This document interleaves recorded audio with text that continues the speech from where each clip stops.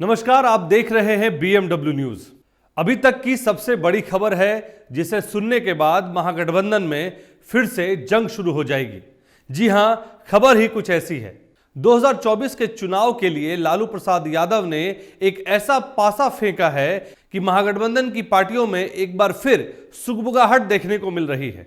सुबह जब अखबार खोली तो एक बार को यकीन नहीं हुआ, लेकिन फिर सूत्रों के हवाले से जब पता किया तो शक यकीन में तब्दील होते देर न लगी, क्योंकि खबर ही कुछ ऐसी थी। आपके भी सब्र का बांध टूट रहा होगा, तो आपको बताते हैं कि यह खबर आखिर में क्या है। यह खबर है लालू प्रसाद यादव के परिवार की। लालू प्रसाद यादव की बेटी जो अभी तक सुर्खियों में थी, आज सभी मीडिया की हेडलाइंस बन चुकी हैं। रोहिणी आचार्य। रोहिणी आचार्य के बारे में कहा जा रहा था कि वो अब तक लोकसभा चुनाव लड़ने के मूड में नहीं थी, लेकिन अब पूरी तरह से यह तय हो गया कि वो चुनाव लड़ेंगी, वो भी कारकाट लोकसभा सीट से। 2002 में रोहिणी आचार्य की शादी दाऊद नगर के हिच्छन बिघा में हुई, जहां उनका ससुराल है, और वो अपने ससुर की 10वीं पुण्यतिथि में गुरुवार को वो पहुंची थी। रोहिणी के आते ही राजनीतिक सरगर्मियां एक बार फिर तेज हो गई। उनके द्वारा काराकाट लोकसभा से चुनाव लड़ने की चर्चा भी जोर शोर से होने लगी। दाऊद नगर में उनके कदम पड़ते ही समर्थक जोर जोर से नारे लगाने लगे। जिंदाबाद जिंदाबाद जिंदाबाद, तेजस्वी जिंदाबाद जिंदाबाद जिंदाबाद। हालांकि उनके चुनाव लड़ने के संकेत पहले से मिल रहे थे, क्योंकि जिस तरह की बयानबाजी वो करती आ रही थी, चाहे वो ट्विटर पे या कोई और भी सोशल मीडिया प्लेटफॉर्म पे, और चुनाव सिर पर आते ही उनके तेवर और तेज हो गए। ऐसे में राजनीति से जुड़े लोग पहले से अटकलें लगा रहे थे, जिस पर से अब पर्दा उठ चुका है और यह ऐलान हो गया है कि वो काराकाट से चुनाव लड़ेंगी। अपने ससुर जी की पुण्यतिथि समारोह में वो अपने बड़े भाई और बिहार सरकार के मंत्री तेज प्रताप यादव के साथ शामिल हुई थी। मीडिया के सवाल पर कि चुनाव लड़ेंगी, इस पर रोहिणी ने जवाब देने से मना कर दिया। हालांकि दोबारा पूछने पर उन्होंने कहा कि जनता की इच्छा होगी तो वो जरूर लड़ेंगी। अब भला बताइए कि जनता की क्या इच्छा होती है? इच्छा तो नेताओं की होती है। लेकिन चुनाव लड़ने का इरादा नहीं है, कंफर्म है? हाँ, अभी कोई इरादा नहीं। लेकिन कहा जाता है कि लालू यादव जो है वो सक्रिय रहते हैं, आप उनकी बेटी हैं, लेकिन प्रशंसक चाहते हैं, कई लोगों से हमने बात की, को कह रहे हैं कि रोहिणी जी लड़ेंगी तो जीतेंगी। अब देखा जाएगा भविष्य में क्या होता है, उसको क्या मालूम। अच्छा, लड़ भी सकती हैं मतलब। चलिए बात। आपको बता दें कि वर्ष 2002 में रोहिणी की शादी यहां के निवासी मुंबई के आयकर अधिकारी रहे राव रणविजय के पुत्र समरेश सिंह से हुई थी। यह गांव उस वर्ष भी चर्चा में रहा था, क्योंकि अभी के कांग्रेस प्रदेश अध्यक्ष ने उस वक्त अपने फंड से इनके ससुराल तक रोहिणी समरेश पथ का निर्माण करवा चुके थे। बिजली विभाग के अधिकारियों ने भी गांव में बिजली के कई खंभे भी गाड़कर मीडिया में सुर्खियां बटोरी थी। देश विदेश में भी इस शादी की खूब चर्चाएं हुई थी। और अभी हाल ही में रोहिणी आचार्य ने लालू यादव को अपनी किडनी दान कर बिहार में बेटियों की न सिर्फ आइकन बनी, बल्कि एक पिता के लिए बेटी के महत्व को देश को भी समझाया। इधर उनके लोकसभा चुनाव लड़ने की संभावना पर जेडीयू में भी हलचल पैदा हो गई है। अब सवाल यह उठता है कि महागठबंधन में रहते रहते लालू प्रसाद यादव ने यह दांव क्यों खेला। तो इस बात को समझने से पहले सबसे पहले आपको काराकाट की सीट के बारे में जानना बेहद जरूरी है। वर्तमान में काराकाट की जो सीट है, यहां से जदयू के सिटिंग सांसद हैं और उनका नाम महाबली सिंह है। और इस सीट की खासियत यह है कि एक पार्लियामेंट सीट में 6 विधानसभा सीट्स आती हैं, जिनमें 3 रोहतास से आती हैं और 3 औरंगाबाद से। और इन 6 सीटों में अगर विधायकों की बात करें तो 5 आरजेडी के विधायक हैं और 1 माले के विधायक हैं। और जहां तक आप लोगों को पता भी होगा कि माले भी महागठबंधन में लोकसभा की 5 सीटों के लिए दावेदारी कर रही थी, जिसमें काराकाट की भी सीट है।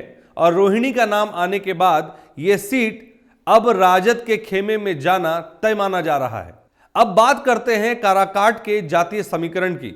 तो जातीय समीकरण की बात की जाए तो यहां यादव 17% हैं, मुस्लिम 9%, कुशवाहा 8%, राजपूत जाति की प्रतिशत है 11, ब्राह्मण की 4, भूमिहार 3% है। एक सर्वे एजेंसी के अनुसार लोकसभा क्षेत्र में कुल 17,59,4 358 वोटर हैं। इनमें से यादव की संख्या 3,05,952 है, वहीं राजपूत 1,89,307, कुशवाहा 1,42,859, मुस्लिम 1,57,462, ब्राह्मण 75,300, भूमिहार 5,07,25, दलित महादलित 2,75,000, कुर्मी 1 लाख, वैश्य 2,11,000 वोटर हैं। वहीं अन्य जातियों के 2.5 लाख वोटर हैं। इस सीट में सबसे निर्णायक वोटर के तौर पर अन्य जाति के वोटर बाजी को पलटने का दम भी रखते हैं। और जैसा जातीय समीकरण के आंकड़े हैं, ऐसे में लगता है कुशवाहा समाज से अगर 2-3 लोग खड़े हो गए तो कुशवाहा वोट्स को लेने के लिए सभी चुनाव में उतरेंगे, तो फिर रोहिणी का रास्ता साफ हो जाएगा। फिर उनकी जीत भी सुनिश्चित ही मानी जाएगी, क्योंकि जो भी कुशवाहा समाज से खड़े होंगे उन्हें मुस्लिम का भी वोट मिलेगा, और ऐसा हुआ तो वोट बढ़ जाएंगे। दूसरी बात कि रोहिणी काराकाट लोकसभा सीट से बहू भी है, इस फैक्टर को भी नजरअंदाज नहीं किया जा सकता है। तीसरी बात, जब से उन्होंने लालू यादव को किडनी डोनेट की है, तब से वो एक आइकन बेटी के रूप में जानी जाती है, और ये एक इमोशनल फैक्टर इस चुनाव में लालू परिवार खूब भुनाएंगे। लेकिन अगर इन सभी नेताओं की बात करें तो काराकाट सीट की लोकप्रियता हमेशा से उपेंद्र कुशवाहा के नाम से जोड़ी जाती रही है, क्योंकि इनकी ज्यादा पकड़ है। तो ऐसे में अगर उपेंद्र कुशवाहा चुनाव लड़ते हैं, चाहे वो एनडीए गठबंधन के साथ जाते हैं या वो खुद अपनी पार्टी से चुनाव लड़ते हैं, तो काराकाट की ये लड़ाई रोहिणी आचार्य और उपेंद्र कुशवाहा से आमने सामने की लड़ाई होगी। और अगर रोहिणी चुनाव इस सीट से लड़ती हैं तो प्रत्यक्ष या अप्रत्यक्ष तौर पर यह कहने में कोई गुरेज नहीं होगी कि यह सीट लालू प्रसाद यादव ने नीतीश कुमार से हड़पने की कोशिश की है, क्योंकि उन्हें रोहिणी की जीत साफ दिखाई दे रही है।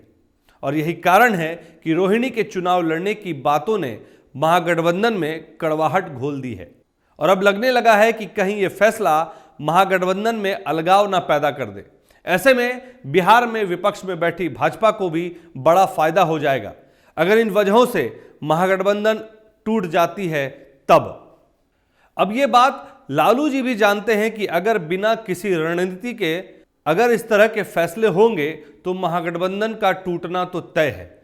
लेकिन इन सब के बावजूद नीतीश कुमार कुछ नहीं बोल रहे हैं। ऐसा क्यों है, आपको इस खबर में आगे बताते हैं। क्योंकि एक पहलू यह कहता है कि वो रोहिणी को बेटी के नाते मना नहीं कर पाएंगे। दूसरा, लालू परिवार के अगेंस्ट जाने की अभी नीतीश कुमार की हैसियत नहीं है, क्योंकि उन्हें भी पता है कि अब उनके दरवाजे भाजपा की तरफ बंद हो चुके हैं। तो जाएं कहां की स्थिति नीतीश कुमार के लिए उत्पन्न हो गई है। अब ऐसे में इंतजार है महागठबंधन की मीटिंग का, जो 19 दिसंबर को होना तय माना जा रहा है, और उसी में सीटों के बंटवारे को लेकर सहमति बनेगी। और अगर सहमति बनती है तो यह माना जाएगा कि गठबंधन अभी बरकरार है, वरना महागठबंधन में क्या कुछ होगा यह कहना बेहद मुश्किल होगा। लेकिन एक और बात है जो रोहिणी के लिए परेशानी का सबब बन सकती है। हालांकि लालू यादव के लिए यह कोई बड़ी बात नहीं है जो हम आपको आगे बता रहे हैं, फिर भी इस पहलू पर भी गौर करना आवश्यक है। रोहिणी का चुनाव लड़ना भी विपक्ष में बैठी भाजपा को मुद्दा दे देगा, क्योंकि भाजपा वन फॉर ऑल की राजनीति करती है, जबकि राजद पर परिवारवाद का आरोप लगता आ रहा है, और यह कहीं ना कहीं इस बार भी राजद के कार्यकर्ताओं का मनोबल भी तोड़ेगा, और लोकल स्तर पर शायद कार्यकर्ता साथ ना दें। हो सकता है कि कुछ लोग राजद छोड़कर भी चले जाए, और तो और भाजपा खुद को सबका साथ सबका विकास कहकर एक बार फिर लोगों के बीच जाने का प्रयास करेगी, और शायद वो इसमें सफल भी हो जाए। अब ये तो वक्त ही बताएगा कि रोहिणी को चुनाव लड़वाने में लालू जी कहां तक सफल हो पाते हैं, और जनता उन्हें अपनाती है या नहीं, ये भी सवाल उठेंगे। लेकिन महागठबंधन अभी बरकरार है, लेकिन रोहिणी की राह इतनी भी आसान नहीं होने वाली। अपनी इन्हीं बातों के साथ आपको यहां छोड़े जा रहे हैं। आपको यह विश्लेषण कैसा लगा, कमेंट करके हमें जरूर बताएं। हमारी खबरों को ज्यादा से ज्यादा लाइक करें, शेयर करें, और हमारे चैनल को सब्सक्राइब करना ना भूलें। धन्यवाद।